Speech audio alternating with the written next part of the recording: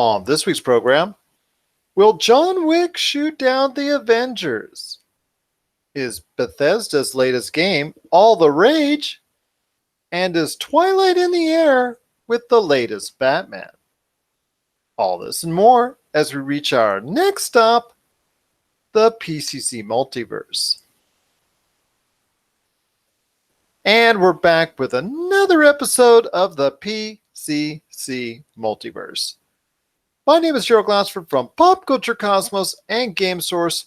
We truly appreciate everyone out there listening to all of our great programs. Well, it would be another PCC Multiverse without my good friend. It wouldn't be a PCC Multiverse without my good friend, normally Mr. Josh Peterson, but asking him to sing a cappella right now wouldn't be a great option with his voice the way it sounded. So I got myself someone coming in from out of the bullpen, truly one of the most awesome guys that I know. He is one half of Stereo Monroy. Would that make it like Monroy? Oh. You got to listen out. You got to watch everything that he's up to on his Twitch channel, Dark Tales. Catch him on his Twitter account, WWF Echo, and so much more. It is my good friend. It is Mr. Tony Monroy. Appreciate you coming in at the last second, my friend. It's all good. I'm glad to be here. All right. It's just great to have you here. And I will give you plenty of time on the back end of the show to go ahead and tell everybody and shoot everybody a message exactly how they can go ahead and follow you on all your great platforms as well. Awesome. Well, we do have a great episode. Tony and I are going to be talking about John Wick, a little bit of Avengers, talking about a new Batman, PlayStation, Xbox finally coming together on something. Also as well, some Rage 2, all that good stuff. But also on the back end of the show, we will have we're going to have an episode a little bit cut into. We're going to have a segment of the episode, the segment of the latest episode of the latest Topicocalypse. If I can say that correctly. We're going to have a portion of the latest Topicocalypse as well on the back end of the show. That is going to cover some of the great games of this latest generation, in their opinion. The guys are going to sit down for a round table on that, so you can't miss that. That's coming up on the back half of the show. But for now, it's my good friend Tony and I. We're going to be talking a lot about talking a lot of good stuff here. You know what? Let's start off with the big news. That is John Wick 3 Parabellum. That is hitting theaters this weekend. A lot of expectations for it because there weren't a lot of expectations for these movies before with John Wick and John Wick 2. They've been a great surprise. They've actually transitioned themselves from the first John Wick being a cult hit that people got to catch on video and really got to go ahead and get into it. It has now become, with John Wick 3, there's now expectations on it to go ahead and succeed, be number one at the box office, to overtake Avengers Endgame, and actually provide a lot of people out there, a thrilling, I don't want to say conclusion, because there possibly could be allusions toward a fourth John Wick movie, but at least a closure on this part of the trilogy when it comes to John Wick. And a lot of people are talking about how this movie, which has really performed well with critics as it comes out this weekend, that it could be one of the best trilogies out there in quite some time. Tony, I know you haven't had a chance to really get into John Wick all that much, but when it comes to John Wick and a lot of the action that goes on in it, that goes on in the series so far, what are the things that you like to see when it comes to an action movie and how that relates to what goes on in John Wick?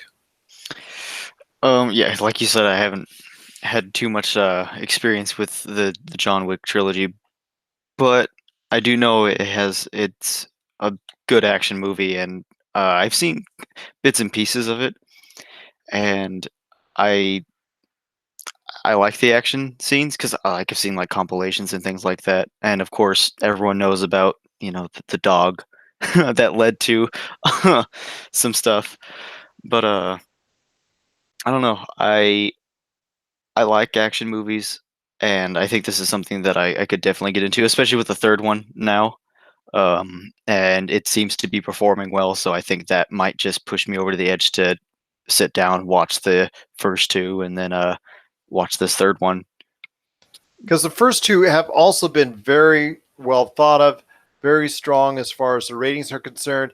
And a lot of people are speaking very highly of this trilogy, almost in the same context as far as one of the best trilogies this century in relation to possibly the Lord of the Rings trilogy and some others that have been out there that have really provided a lot of great entertainment. But when you're mixed in with the Lord of the Rings and we're mixed in with several other high-performing trilogies that have occurred, of course, over the course of the past almost 20 years now in this century, that's some good company to keep. And there was no expectations, I'm going to tell you right now, when John Wick came out. I, like many other people, did not catch it in the theaters, but it still made a little bit of chunk of change because the production value, the production costs were so low on it.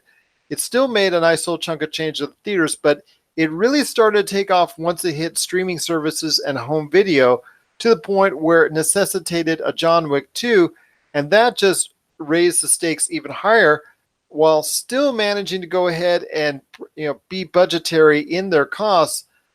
And I'll tell you what, this formula has worked twice so far, and I really see it working even more this time when it comes to John Wick 3. Yeah. Wow. Oh, that's okay, my friend. That's okay. So right now we've got John Wick 3 at the box office. It looks like it's going to go ahead and be the #1 movie this weekend, beating out Avengers Endgame. Your thoughts on Avengers Endgame finally, unfortunately, meeting its demise as far as its #1 slot being toppled off. It held off Detective Pikachu for as best as it could, but it looks like it's not going to be able to hold off the bang bang, the boom boom that John Wick provides. Yeah, I saw that coming. It's been what, 3 weeks now since the movie's been out, a little over 3 weeks. So I think it's just about time. Even for a movie as good as Endgame is, everyone who wanted to see it has pretty much seen it by now. So I expected that drop off. Like you said, Detective Pikachu did its work at trying to get it off, and I do think John Wick 3 is going to take it down just because there's that following from the first two films now, and it's already gotten good reviews, so people are going to go see it, and it's definitely going to beat out a movie that's been out for a few weeks now, so it makes sense. It has that correlation to me as far as the same thing with Avengers Endgame. A lot of people are going to go in and seeing a John Wick film for the first time Mhm. when they go ahead and check out John Wick 3, and they may be a little bit lost on where everything is at. I don't think as much so as Avengers Endgame. I think Avengers Endgame, if you go into it without having any knowledge of the Marvel Cinematic Universe, you're really in trouble. But, Oh yeah, well, I'm sorry? that's for sure. Yes. So, with John Wick 3, I mean, you can get a little bit enough of the backstory, and I think you'll be okay. Like you said, if you know that that this started over a dog, then you pretty much got that down, and that he's an assassin deluxe. I think you pretty much got that down. But still, kind of helps you if you see at least one of the first two that really gets you motivated, gets you going. But this truly is a very artistic work from what I'm seeing, and it looks like it's something that a lot of people are really going to get interested in as it hits theaters, and I think it's well deserved. This trilogy, this series, this John Wick character is finally going to get the love on a major scale that I think it deserves. After 1 and 2 came out to good reviews and good sales and good word of mouth, it is now becoming a trilogy people are looking out for. So wait for it look out for it this weekend. It is John Wick 3 Parabellum. It is most likely, at least as far as domestic returns are going to happen, it is most likely going to topple the Avengers Endgame for #1 at the domestic box office.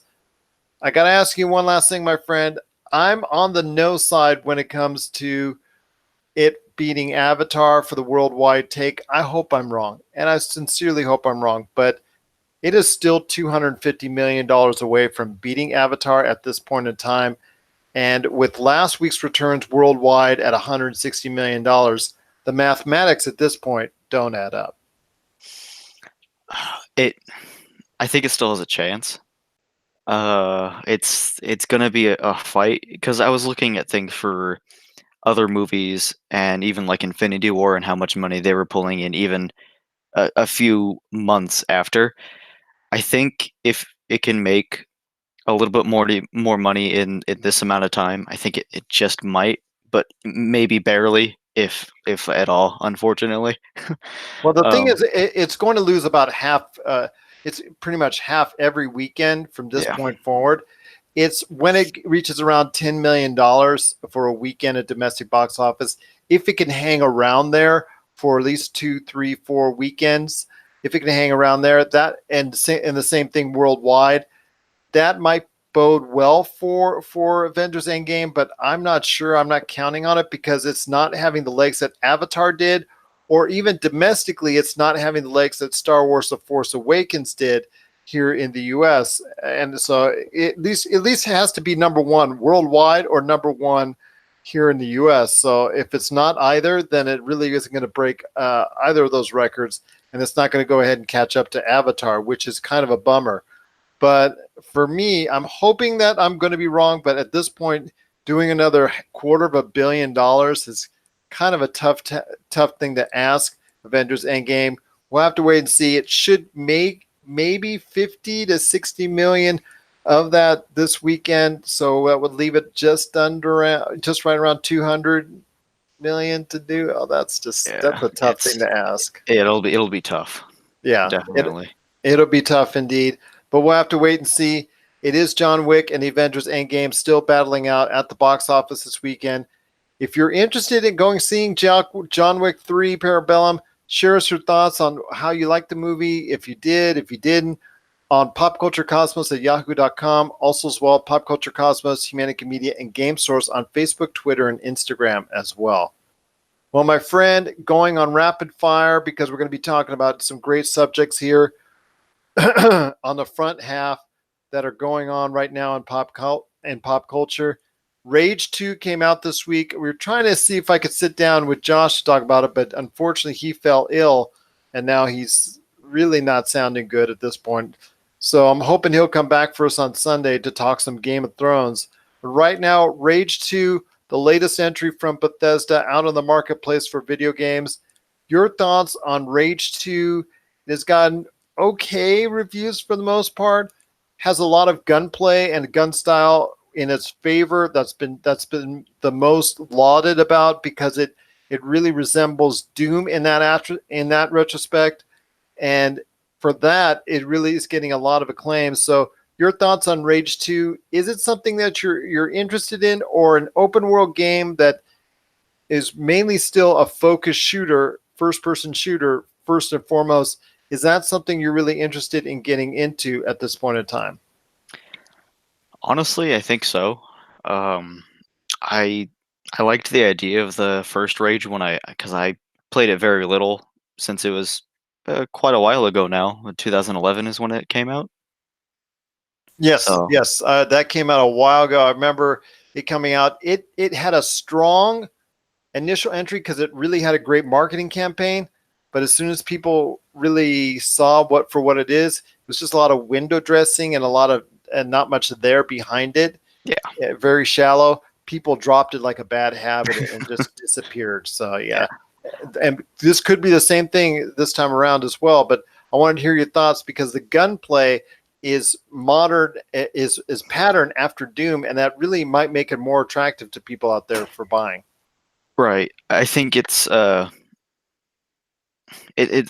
necessarily original, but at the same time, I think it's something that works. It's going to attract a lot of people into it because it's a modern take on that. Um, Open world, I think that's really cool. I like the colors that are in this game. The engine that they used for making this whole thing has looked to be really cool. So I think they have something going for them there. I've heard mostly, I guess, average positive views or reviews for it. Better than I haven't actually seen anything really negative about it. So that's a good thing, especially when you're comparing it to something like Fallout 76 or Days Gone recently. I think even a game being better than a little bit better than average right now is a good thing because it seems we've had some duds recently. This is true. This is true. And you mentioned Fallout 76, the previous offering from Bethesda, that Mhm. unfortunately their attempt into a multiplayer platform for the Fallout series fell really hard. A lot Yeah. of bad reviews, sales nowhere near expectations, a lot of egg on Bethesda's face when it comes to the actual performance of the game itself. Very disappointing indeed. And this comes to question now with Rage 2 not getting the greatest of reviews, but still solid enough to be something that, with some love and some support from Bethesda, is something that maybe a lot of people might end up enjoying. I want to ask you I want to ask you this. When it comes to the stuff that Bethesda is putting out there, they seem to be at this point in time with all the other titles that they put out, still the only thing that they can actually get across on a mass basis seems to emanate from three properties: Doom, Elder Scrolls, and Fallout. So, with that in mind, what are your thoughts on Rage props possibly even breaking through and becoming another reliable pillar for them to lean on and have a Rage 3 down the road in, let's say, 3 years, and Rage 4 and whatnot? Do you see that happening? Or do you see this game actually maybe not being the type of game that they can go ahead and stand behind for generations to come, because of the fact that it just doesn't perform very well, or people or gamers interested in Bethesda products only seem to lean into Doom, Elder Scrolls, and Fallout? I feel like they could make this into another staple of their lineup. It just like everything else, it's going to depend on the numbers. If enough people want it, give it to them. And I think that might be a good thing for them to do.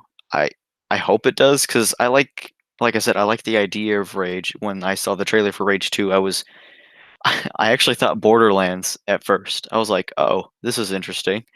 And then you know I, I've been intrigued. I think it's going to be just a little bit more to get a lot more average people to get into it, try it out, play it to see what they might do.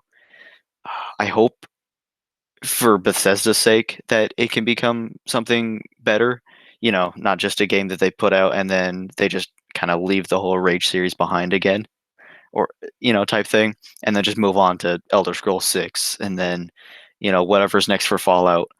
So, I think there's hope. There's hope for it. I get that. But you mentioned briefly about it having similarities to other games, such as Borderlands 3 coming up later this year in September.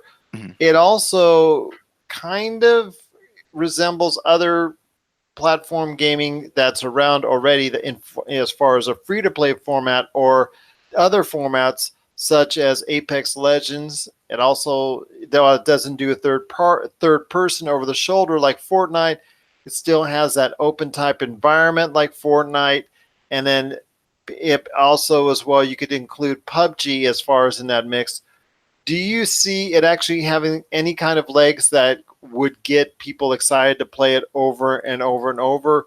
Or is it something in the world of Fortnite and PUBG and Apex Legends that's going to be, I don't know, um, just forgotten about by the time, like you said, Borderlands 3 comes around? I feel like it's not a good thing to compare those types of games because you're talking about PUBG, Fortnite, Apex, things like that. While they're shooters, yeah, but this isn't a multiplayer game in a sense. Like it's single player oriented. So comparing it to a battle royale game where you have a bunch of people, it's kind of weird. But I know that's a thing right now. The thing right now is multiplayer and currently battle royale. So it it might hold its own, and I think it will because of the people that have wanted more single player experiences. I think that's something that I've wanted. Sometimes I just feel like going and doing something myself and having these goals. With something like Fortnite or PUBG, I feel like I can't make those. I don't ever go forward in that game. It's so match by match oriented. Even with things like challenges, I mean, you get them done and then you get a cosmetic or something. I feel like that's not as satisfying as going through a game, especially if they can improve on it. Uh, well, whether it be future DLC or whatever like that. And I agree. And I agree with you on that because this game has to be supported by Bethesda with more DLC. So, and I think a lot of it has to be free in order to entice people to go ahead and continue playing it Hmm. or to see it as a value. Because if they try to go ahead and tack on continue more expensive DLC like so many other games out there, that's going to be hard for it to ask to keep gamers' attention. Oh, I got to pay another 15, 20, 30, 40 bucks extra on top of the 60 bucks I just spent. Whereas I could just go play literally for free on Apex Legends or Fortnite. So that doesn't make any sense to a lot of people out there unless a DLC A is compelling and B sold or given away at a great price. So I think it's up to Bethesda to go ahead and try and enrich that game with a lot of bonus content that might make that world a little bit more detailed, a little bit more full of life. Because I know that's probably one of the main complaints is that the world itself is not lively enough to go ahead and really just give that player the continual fix of trying to go out and go on mission after mission after mission without just becoming repetitive gunplay here and gunplay there. So Hmm. we'll have to wait and see what Bethesda provides as far as DLC down the road. Yeah. All right. What are your thoughts out there on Rage 2? Are you playing it now, or is it something you want to go ahead and get involved with as far as your next gaming fix? Do you think it's going to be something that's going to be one of the memorable properties that Bethesda owns, like Doom, Elder Scrolls, and Fallout? Share us your thoughts, popculturecosmos at yahoo.com. Also, as well, Pop Culture Cosmos, Humanity Media, and Game Source on Facebook, Twitter, and Instagram as well. Well, like I said, we've got a lot of great things coming up, including a big time segment of. We got a lot of great things coming up, including the guys from Topicocalypse sharing their thoughts on the best of the current generation of gaming. That's coming up here in a few minutes. But before we do, gotta ask you, my friend, did you hear the news about PlayStation and Xbox? All of a sudden, after so many years of going, at each other and hearing all the stuff about how they won't work with each other, crossplay they cannot do, yada yada yada this, yada yada that, da da da da da. They're now finally coming together to possibly work on a cloud gaming platform that will be competitive with what's being offered right now. That's been introduced into the world out there by Google Stadia that's coming at a later point in time, but it's already been introduced. It's already had demonstrations. It's already been a big part already of what people are talking about for the future of gaming. Your thoughts on PlayStation, Xbox finally coming together out of something? Finally coming together on something, and is it out of necessity? Is it out of a general goodwill? Or is it something that you see as a long time coming that needed to happen a lot sooner? Yeah, I did notice that they decided to partner up for this, and I think that's interesting. Definitely caught me off guard because I didn't expect I didn't expect to hear about this, but it makes sense because I think the idea of the console wars and the companies going against each other isn't a big present going into the next gen consoles. Like, it will be, but I think it's gonna be put on the back burner. It's not gonna be the whole focus of what they wanna do. I think what they've noticed, like a lot of other people, is where the trend in gaming is going, and I think that's, streaming games, cloud-based games, obviously. So I think it's good on them to work together, especially because Sony's kind of had this weird thing with not wanting to work with people a lot, and Microsoft has been getting a lot better about that, especially over the past like couple of years. They've been getting a lot more lenient with crossplay, and then working with Nintendo recently, and now with this, I think it's a big step to show what these companies can do working together rather than at each other's throats, I guess. I agree with you. It is great time. I agree with you. It is a great time to be a gamer because you now have, for the first time, really PlayStation, Xbox starting to really work together on something. And Xbox has already reached out to Nintendo, started working with Nintendo about putting Xbox Live on their platforms, getting together with Nintendo on crossplay. They've actually, being number three, been proactive in trying to reach out to the other two parties to see if they could get something going because they wanted to obviously be very favorable in the eyes of gamers so that they could be more attractive and obviously people will go ahead and buy Xbox products, etc., etc. But it is a great time for them to go ahead and come together on something, jumping in a little bit late, but still Yeah. jumping into it because Google Stadia is not yet out officially into the wild to the point where there's still a lot of time to go ahead and develop something together with PlayStation, Xbox. I don't think it'll be coming for the PlayStation 4 or the Xbox One, but for the next generation of game consoles or the next generation of gaming, it could be something that a lot of gamers wouldn't want to pass up. Yeah, and I think that's why it makes sense to do it now. It wouldn't have made sense to do it mid life cycle of the current consoles because that just kind of I think that would feel weird, and then obviously you're working with that hardware limitation, I guess, in a sense.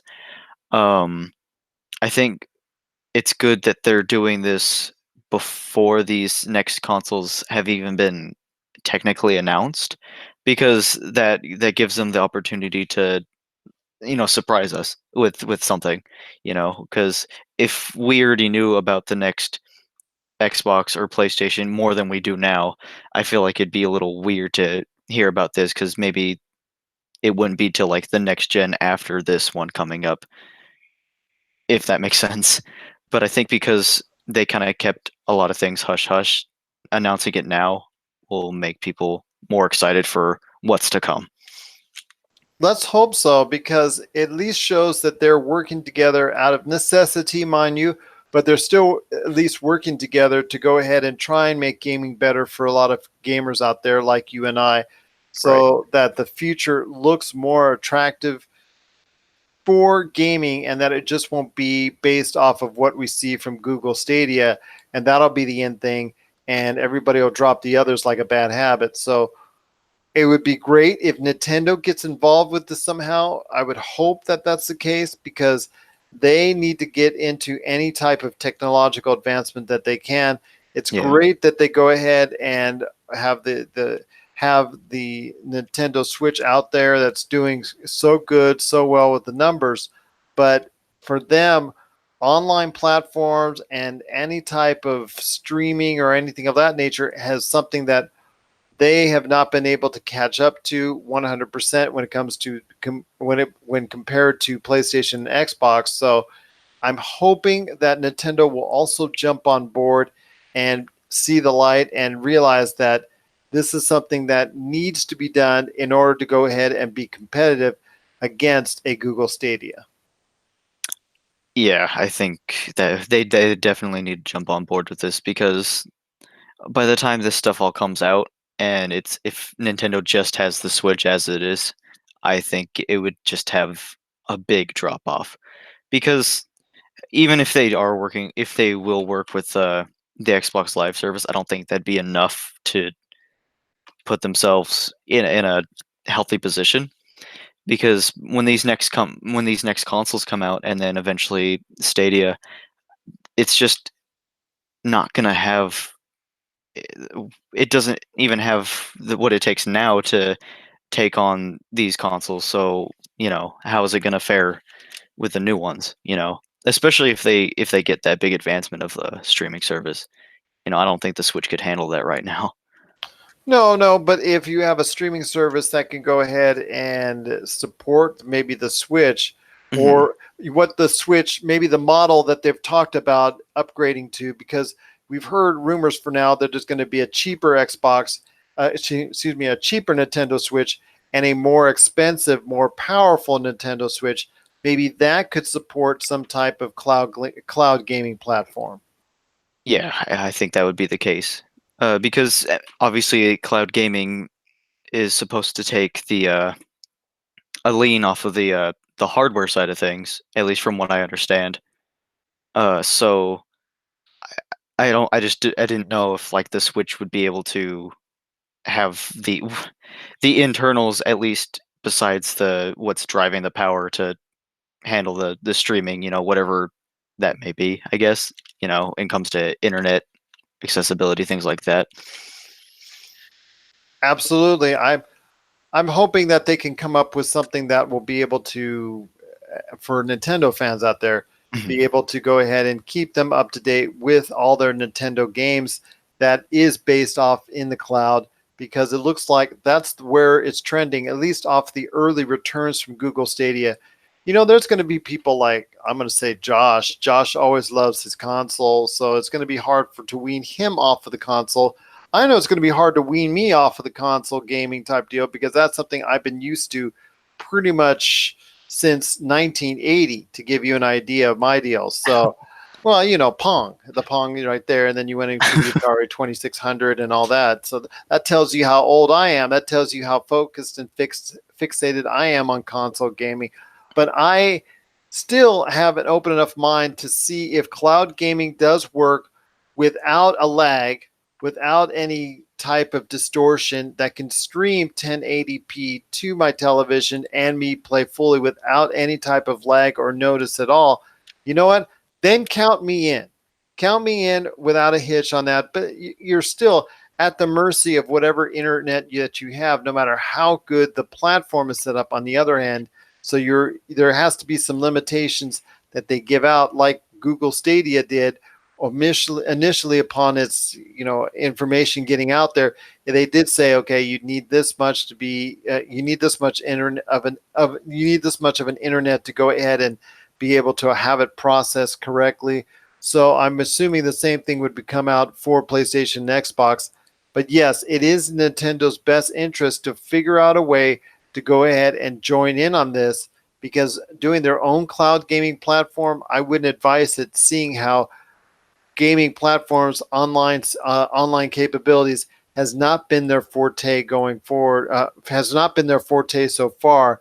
I don't see that changing anytime soon, and I see a smart move by them, not being left out, is getting in with PlayStation, Xbox, and hopefully the between two of those three entities, or all of those entities, coming together on a cloud gaming platform that we as gamers can be proud of.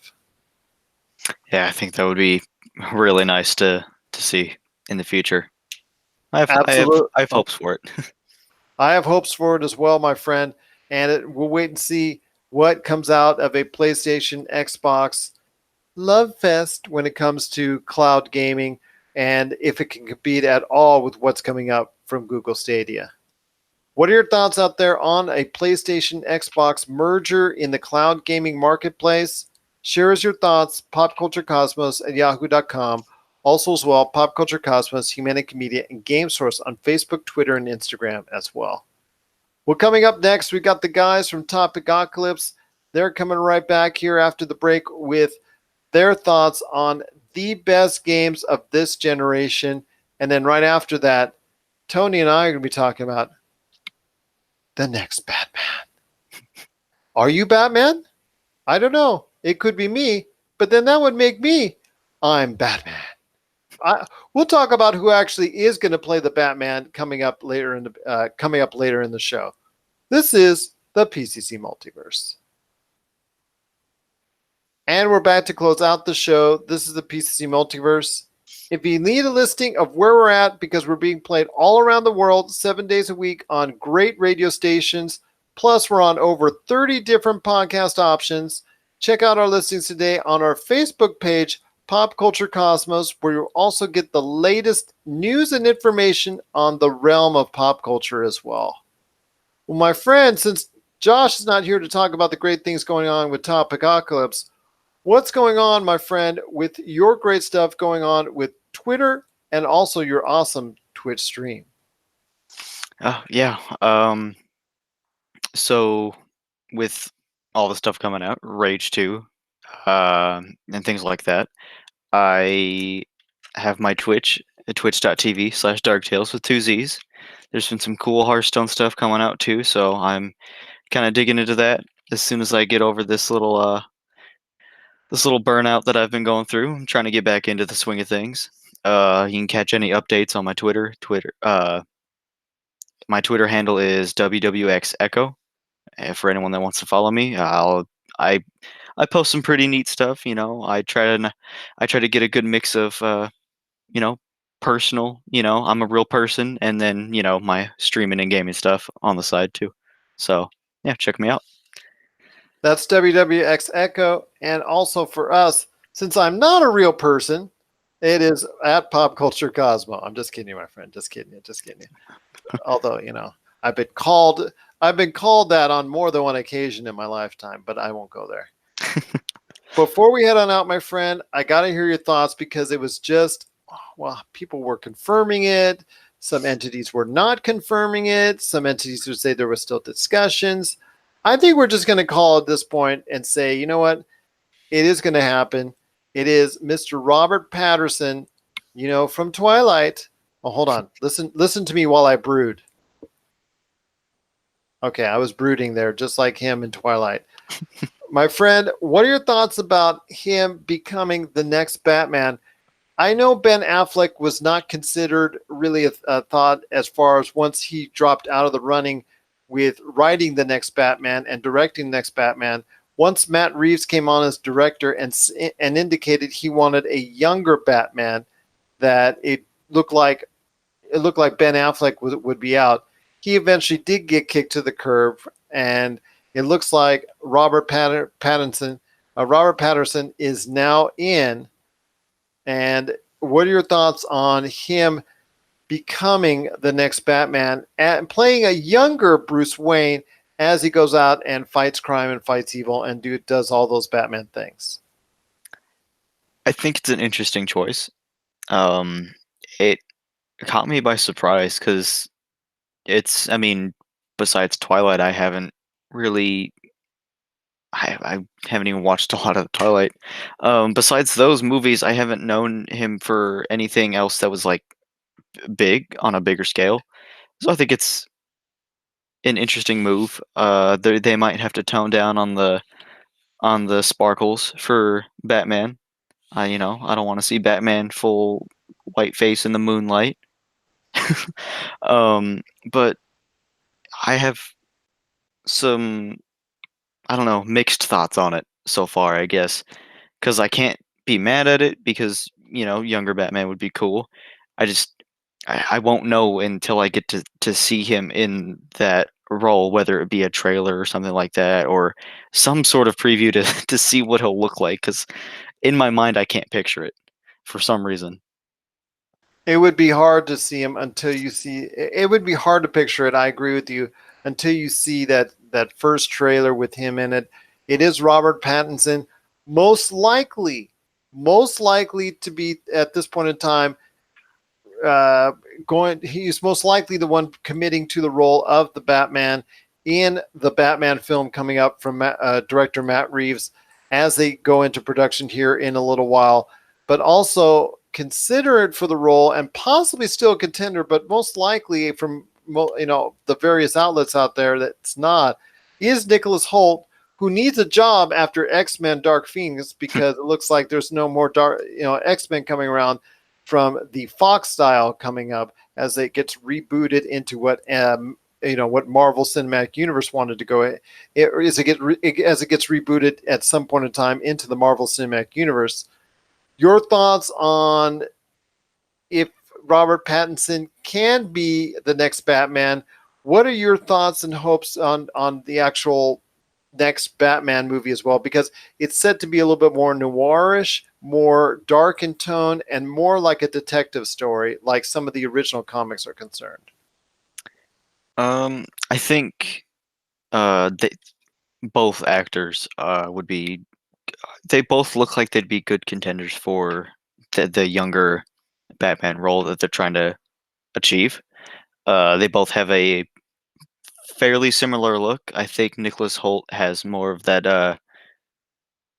His obviously they could do movie magic to make Robert look a little more dark in terms of like facial hair and actual hair, I guess, like that, because Yeah, he's because right now more. it's all blue. No, that's a X Men joke in there for you. Sorry. Oh, but I think it could work either way. Um, as for what they're going for in terms of the movie, I don't know. Like the reason a lot of people I know don't like the DC movies as much is because of those darker tones that they seem to have, which isn't always a bad thing. But I think if they're trying to go with that detective sort of thing, it might work. They really need to pull it off. They really do. Otherwise, it's just not going to be good for them. No, no, because there's finally get there because I don't know. It's kind of tough to say if they're finally getting momentum because they did great with Aquaman, over $1 billion at the box office.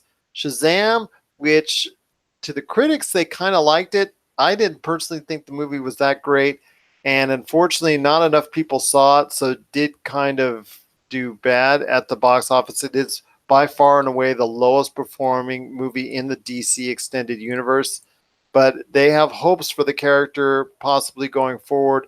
Maybe a Shazam 2, maybe that'll get more excitement out of people.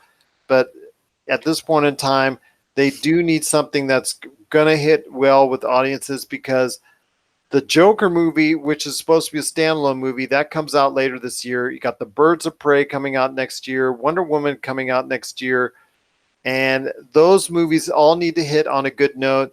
And if the Batman comes back and that comes back out strong, you know what? We could get involved in Batman, who could get interested in what he's doing and what he's all about, like we did with Christian Bale and the Mhm. Batman movies he was in. But we'll have to wait and see how that works out. Just at this point in time, it is most likely Robert Pattinson as the next Batman, unless we hear otherwise. But most of the trade outlets are saying there that he is going to be the next Batman. So it'd be very interesting what happens in the future. Indeed, if this is only going to be a one-off, if there's going to be more appearances by Robert Pattinson or whoever ultimately gets the role of the Batman in the future, and how that works out as part of the DC extended universe. What are your thoughts out there on Robert Pattinson becoming the next Batman? Since it looks like it's a probability or it already has happened, we want to know, do you like it? Would you like it if he goes ahead to the criminal and says, I'm Batman? Shares your thoughts, popculturecosmos at yahoo.com. Well, I want to thank you, my friend, Mr. Tony Monroy, for being on the show, plus the awesome guys at Topic Ocalypse for sharing their thoughts on the best games of this current generation. Before we head on out, my friend, I got to drop this one on you. On an AMA, Ask Me Anything recently with Kevin Feige of Marvel, he recently dropped a bombshell that possibly, or most likely, excuse me, that most likely the Mandarin will return, the Mandarin from Iron Man 3, not necessarily Ben Kingsley, but the Mandarin himself as a villain will return to the Marvel Cinematic Universe at some point down the line. What were your thoughts getting this confirmation from Kevin Feige that the Mandarin will return? Is this interest you? Do you think he's a threatening enough villain to go ahead and do something even better than what he did, or whatever the entity did of the Mandarin did in Iron Man 3? I think it's gonna be a good thing, um, especially because they gotta start digging up some villains now. But I know a lot of people were unsatisfied with the Mandarin's portrayal in Iron Man 3. The whole bombshell of, I guess, the big plot twist for the movie. Um, so I think it'll be good if they can bring it out and then make the villain who he should be, uh, or it should be. I did read somewhere that it could be implemented in the new I'm gonna butcher the name, aren't I? Shanghai movie? Is that or Shang-Chi. Shang-Chi? There we go. Yeah, that could be a possibility. Um, so I guess we'll see where it goes. It's cool that we got the bit of confirmation on it. There is hopes for that in the future, which is always good because we're kind of left in the dark about most of the future at the current moment. So it'll be interesting to see where they take it. It will be interesting to see where they take it if the Mandarin returns. It looks like he will return at some point in time down the road in the Marvel Cinematic Universe in some form. And you're right, Tony. If I was a betting man, which I am here in Vegas, it looks like I would probably make my first bet on the Shang-Chi movie coming up. And I'm hoping, like I said before, the Shang-Chi movie will be a tried and true, honest to goodness, really rock solid kung fu movie because we sure could use one. Yeah, What are we your know Double Dragon didn't do that well. Yeah, don't get me started with Double Dragon. I know that's between you. I know that's a joke between you, your dad, and Josh, and I'm not sure I'm digging it. But hey, at least you got to see me in the credits. So for Tony Monroy, this is Gerald Glassford. It's another beautiful day in paradise right here in the PCC Multiverse. We thank you for listening. And here's hoping you have yourself a great day.